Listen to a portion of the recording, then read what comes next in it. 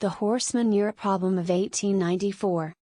The 15 to 30 pounds of manure produced daily by each beast multiplied by the 150,000 plus horses in New York City resulted in more than 3 million pounds of horse manure per day that somehow needed to be disposed of. That's not to mention the daily 40,000 gallons of horse urine. In other words, cities reeked. As Morris says, the stench was omnipresent. Here are some fun bits from his article. Urban streets were minefields that needed to be navigated with the greatest care.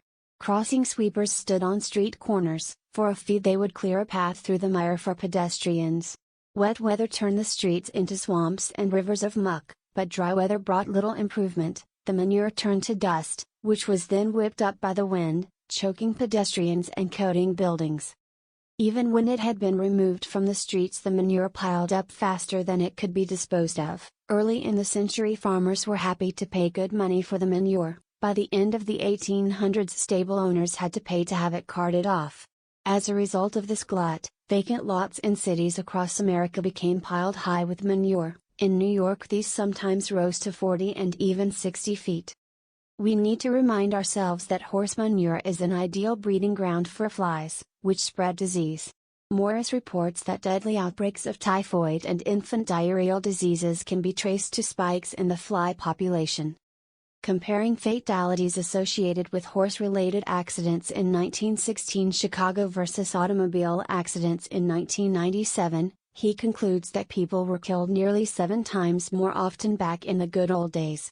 The reasons for this are straightforward. Horse-drawn vehicles have an engine with a mind of its own. The skittishness of horses added a dangerous level of unpredictability to 19th century transportation. This was particularly true in a bustling urban environment, full of surprises that could shock and spook the animals. Horses often stampeded, but a more common danger came from horses kicking, biting, or trampling bystanders. Children were particularly at risk. Falls, injuries, and maltreatment also took a toll on the horses themselves. Data cited by Morris indicates that, in 1880, more than 3 dozen dead horses were cleared from New York